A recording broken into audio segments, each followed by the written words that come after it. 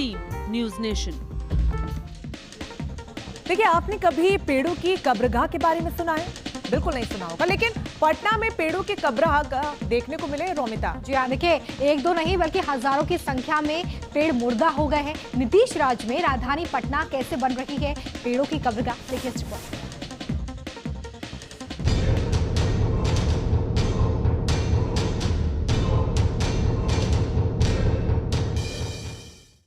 इन तस्वीरों को ध्यान से देखिए। एक साथ कतार में कई पेड़ खड़े हैं और वो भी सूखे हुए।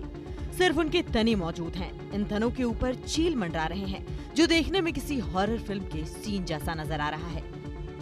तस्वीरें बिहार की राजधानी पटना की हैं, जहां आसपास के इलाकों में सड़क निर्माण और विकास कार्यों के रास्ते में आने वाले 6000 पेड़ों को काटने की जगह उन्हें उखाड़कर दूसरी जगह ट्रांसप्लांट किया गया, जिनमें ज्यादातर सूख गए या दोबारा लहलहा नहीं पाए।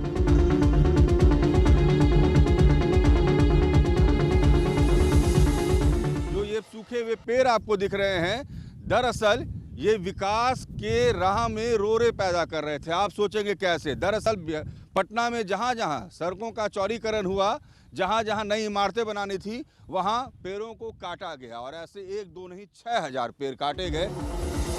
जानकारी के मुताबिक एक पेड़ को ट्रांसप्लांट करने में 10,000 से 40,000 रुपए तक खर्च होते हैं। ऐसे में अभी तक इसमें करीब 15 करोड़ रुपए से ज्यादा खर्च किए गए हैं और उन्हें अलग अलग जगहों पर फिर से रीप्लांट किया गया और नतीजा ये हुआ कि वो पेड़ जो हैं वो सूख कर बस ठूठ बन के रह गए। इतने मोटे मोटे तने जो हैं वो सोचिए कितनी हरियाली वाले पौधों के रहे होंगे, जो अब बर्बाद हो चुके हैं। न्यूज नेशन संवाददाता रजनीश सिन्हा ने जब पेड़ों के ट्रांसप्लांट को लेकर और ज्यादा जानकारी जुटाने की कोशिश की, तो यहाँ प्रशासन की एक और कमी सामने आई। जानकारी के मुताबिक यहाँ पेड़ ट्रांसप्लांट करने के लिए पैरामीटर्स का पालन नहीं किया गया। यहाँ तक कि एक्सपर्ट्स की जगह पेड़ उखाड़ कर लाने वाले क्रेन चालकों से ही पेड़ ट्रांसप्लांट करा दिया गया। जानकारी के मुताबिक अनट्रेन्ड कंपनी को पेड़ ट्रांसप्लांट का जिम्मा दिया गया। ट्री ट्रांसप्लांटेशन के लिए सही जगह को नहीं चुना गया था। ट्रांसप्लांट करने वाली कंपनी ने पेड़ों की देखरेख नहीं की। ट्रांसप्लांट करने के दौरान पेड़ों के बीच की दूरी का ध्यान नहीं रखा गया। ऐसी तस्वीर पटना में एक जगह नहीं बल्कि जहां जहां ऐसे ट्रांसप्लांट किए गए हैं, सभी जगह कमोबेश ऐसी ही तस्वीरें देखने को मिल रही हैं। ज्यादातर पेड़ या तो सूख चुके हैं या सही तरीके से उग ही नहीं पाए।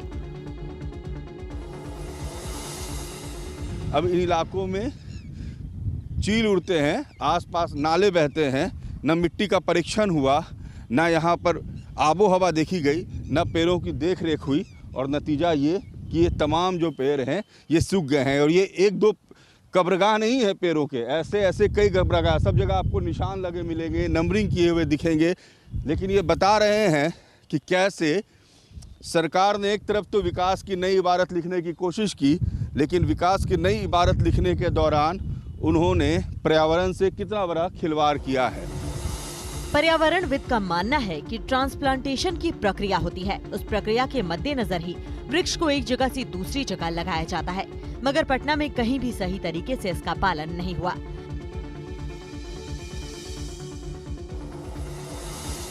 लेकिन पटना की अगर बात कर ले तो जो यहाँ पेड़ लगे हुए थे, उन पेड़ों को भी अगर सही ढंग से ट्रांसप्लांट कर दिया जाता तो शायद ये शहर को हरियाली दी जा सकती थी।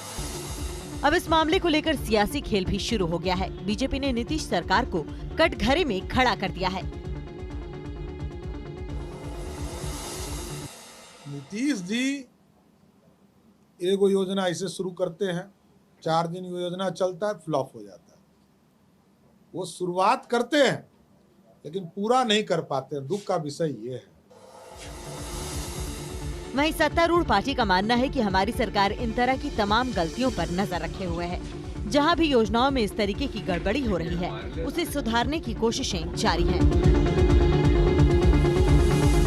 लेकिन सरकार की योजनाएं फेल नहीं है, पूर्णतः सफल है, क्योंकि कहीं ना कहीं परिस्थितियां आती है जिसके कारण पेड़ों को काटा गया। लेकिन उन परिस्थितियों में रीप्लांट करके उनको जो पुनर्स्थापित किया गया है, वो हर जगह मतलब लोगों के बीच में जो पर्यावरण के दृष्टि